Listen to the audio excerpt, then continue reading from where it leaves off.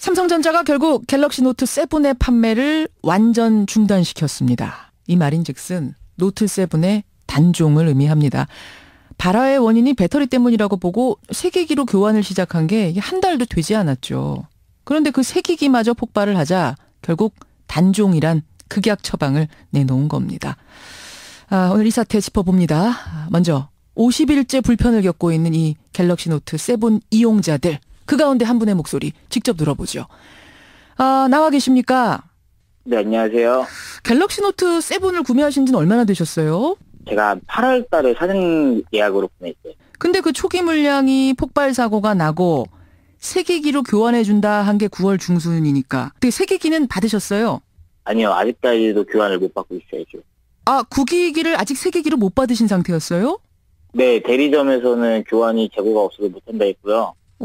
서비스 센터 갔더니 거기도 마찬가지로 재고가 없어서 못한다고 했다가 지금은 생산 중단되고 교환도 중단된 상태라서 교환을 못 받고 있어요, 지금. 그냥 기다려라 하는 상태였던 겁니까, 그럼? 서비스 센터에 전화를 했었는데요. 기다려만 달라고만 계속 얘기하고 114에서 물어봐서 있는 매장이 있다야 하고 그 매장도 찾아가 봤고요. 서비스 센터 같은 경우는 전화해서 제품이 있으니 와서 교환해가라고 해서 갔었는데 제품이 없다고 해서도 못 받고. 있다고 해서 찾아가 보면 없고. 네. 교환 못 받고 구기기를 들고 있는 상황에서 지금 단종 사태까지 온 거네요. 네. 그 60일 동안 폭발 사고 났던 구기기 들고는 좀 불안도 하고 불편도 하고 그러셨겠어요? 배터리 같은 경우는 60%로 절감이 되기 때문에 하루 종일 이제 핸드폰을 잡고 저같이 일을 해야 되는 경우에는 좀 많이 어려웠죠. 불편하고. 배터리가 폭발할까봐 60% 이상은 충전 못하게 했었죠? 네네. 그럼 실례지만 무슨 일 하세요? 저는 여기 건축 일을 하고 있어가지고 전화로 이제 해야 될 일들도 많았었는데 핸드폰 배터리가 너무 빨리 떨어지니까 전화를 하면서도 뚝 끊기는 경우가 몇 번 있었거든요. 좀 많이 답답했었죠. 그리고 불안한 것도 있었을 것 같아. 이게 뭐 확률은 낮다고 하지만 어쨌든 폭발한 전화기들을 지금 본 거 아닙니까? 그쵸. 뭐 사람들 이제 제가 핸드폰 들고 다니면 막 흉기폰이라고도 얘기를 많이 하고 놀리면서 흉기폰이라고? 많이 얘기하죠. 예, 흉기폰이다. 아이고. 교환도 이제 안 된다. 이러니까 핸드폰을 쓰면서 20만 원이라는 돈을 내고 쓰면서 이것도 저것도 아닌 상황이니까 좀 많이 답답하죠. 게다가 만약 어디 미국 출장, 미국 여행이라도 가시게 되면요. 비행기 못 탑니다. 이거 들고. 미국에서 지금 막아놨거든요. 제가 그걸 한번 겪어봤어요. 저번 주에 출장을 갔었는데 공항에 들고 들어가게 하더라고요. 공항에서 못 닫고 들어가게 해요? 미국에서? 예, 저 그래서 임시 보관소에다 넣고 입국을 한 적이 한 번 있었어요. 이런 상황에서 이제 어제 단종, 아예 갤럭시 노트는 이 세상에서 없어지는 거예요. 단종이 된다 이 소식 듣고는 무슨 얘기들 많이 하세요, 소비자들이? 왜 단종이냐, 이제껏 서비스 리콜한 상황인데 왜 단종이 됐냐 이런 소리도 많고. 답답하다, 뭐가 문제냐? 뭐 돈으로 해결하면 다냐 이런 사람도 많고 그러더라고요. 그거는 무슨 의미일까요? 제대로 된 사과를 해라. 사과를 제대로 해라, 일단. 사과도 제대로 안 한 상태에서 돈으로면 다 되는 줄 아냐, 이런 사람들이 많더라고요. 돈을 받고 안 받고의 문제가 아니라 그동안 당한 어떤 정신적인 피해도 있고, 게다가 그 전화기에다가 이것저것 지금 많이 데이터 넣어놓으셨을 거 아니에요? 그쵸, 사진도 많고, 전화번호도 많은데, 또 교환을 하고 그러면 또 시간도 소비를 해야 되는 상황이잖아요. 그렇겠네요. 지인 중에는 뭐 액세서리만 20만 원짜리 사는 사람도 있는데, 그런 거는 이제 보상이 하나도 안 되니까 낭패만 본 사람도 많고 그러거든요. 알겠습니다. 하여튼 아무쪼록 소비자들 불편 없이 이 사태가 좀 빨리 마무리되기를 바라면서 오늘 고맙습니다. 네.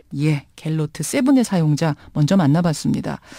그러니까 배터리 문제인 줄 알았는데, 그래서 배터리를 교환했는데도 또 폭발이 일어났다면 도대체 이거 무슨 이유일까요? 전문가 한 분 만나보겠습니다. 카이스트 IT 경영학과의 이병태 교수 연결을 해보죠. 이 교수님, 안녕하세요. 네, 안녕하십니까.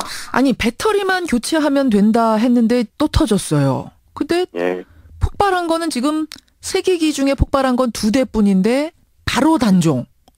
너무 빨리 결정한 건 아닌가요? 보도된 게 2대고요. 미국에서 알려진 숫자는 조금 더 우리가 알고 있는 것보다 많더라고요. 그래서 그리고 이제 문제를 정확히 아직 모르고 있다는 게 아마 어제까지의 판단인 것 같습니다. 그러니까 이 문제를 해결하는데 시간이 많이 걸릴 거기 때문에 원인을 아직 못 찾았으니까. 못 찾았으니까요. 그런데 삼성전자는 봄이 되면 또 갤럭시 신제품을 출시할 신제품을 내야 하고 그러기 때문에 현실적으로 아마 단종을 하고 그게 하는 것이 맞다라고 판단을 했을 거고요. 어쩔 수 없는 선택이다 이렇게 보시면 어쩔 수 없는 선택. 자, 그러면 도대체 배터리 문제가 아니라면은 이거 또 폭발을 한 이유가 뭐라고 유추하세요? 뭐 정확히는 누구도 모른다. 이제 이렇게 보셔야 될 것 같고요. 이전에는 제조 과정에 실수가 있다 그랬었는데 배터리 설계 자체가 잘못됐다 뭐 이런 보도가 나왔더라고요. 그 배터리 설계가 모서리 부분이 잘못돼서 많이 눌려져가지고. 눌려서. 이게 이제 워낙 얇지 않습니까? 얇죠. 그래서 눌려져가지고 이게 발화의 원인이다 이렇게 됐는데 만약에 그렇다면 어떤 면에서는 좀 다행입니다. 문제가 이제 발견이 됐으니까요. 차라리 그게 원인이었으면 좋겠다, 다행이다. 왜냐하면 만약에 잘못된 설계가 신제품에도 이미 반영이 돼 있다 그러면 신제품 설계도 다 다시 해야 되는 건데 사실은 다음번 제품의 그 설계가 지금 다 끝나 있어야 되는 시점이거든요. 그래야 이제 3월 달쯤 신제품이 나올 수가 있습니다.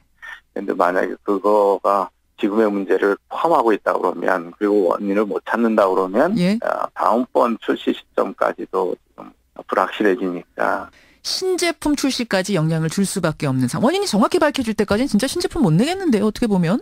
그렇죠. 그런데 삼성전자가 뭐 휴대폰 사업을 처음 하는 거면 모르겠는데 뭐 휴대폰으로 세계 1, 2위 다투는 기업 아닙니까? 기술력이 한 20년 됐고. 근데 어떻게 이런 중대한 실책이 벌어질 수가 있는 거죠? 삼성은 애플과 그 프리미엄 시장에서도 경쟁하고 중국이나 이런 저가 폰 시장에서도 경쟁해서 가장 다양한 품종을 만들어내는 회사거든요. 저가부터 프리미엄급 고가까지 다양하게. 모든 시장에서의 그 제품을 내놓고 있죠. 근데 이제 애플 같으면 사실은 한 제품밖에 안 만들거든요. 맞아요. 경쟁력을 확보하기 위해서 그런지 지금 봄, 가을로 나눠서 사실은 6개월 단위로 신제품을 내놓는 전략을 몇 년간 써왔거든요. 그렇죠. 이거는 지금 다른 경쟁회사보다 2배 빠른 신제품 출시 속도거든요. 그리고 매번 혁신성 있는 제품을 내놔야 되는 이제 경쟁을 하는 게 이 휴대폰이라서 위험을 삼성이 훨씬 더 많이 떠안고 있다라고 하는 특성은 있습니다. 그러니까 이게 조급증이 좀 있었단 말씀이네요. 경쟁이 워낙 치열해지다 보니까 아래에서 치고 올라오고 위에서 누르고 뭐 이 상황에서 좀 조급한 마음이 있었고 이런 이중고가 있군요. 참 결국은 그래서 생산 중단, 단종 조치라는 극약 처방을 하고 말았는데 어제만 해도 삼성전자 주가가 8% 폭락을 했습니다. 이거 삼성의 위기 아닌가요? 위기 맞습니다. 맞죠? 첫 번 리콜이 있을 때 고객들은 삼성을 믿어줬거든요. 그럼요. 그때는 리콜 잘했다. 신속하게 역시 삼성 뭐 이랬거든요. 그리고 환불한 고객은 거의 없고 다 교환을 했으니까 삼성에 대한 신뢰를 버리지 않았었는데. 믿었다는 표시죠. 다 교환을 했다는 건. 두 번째 일어난 경우에는 그 신뢰가 많이 상실됐을 가능성이 큽니다. 그래서 그 피해가 상당히 클 수 있죠. 그 말씀은 금전적인 피해 말고 신뢰 타격, 보이지 않는 피해가 더 크다는 말씀이세요?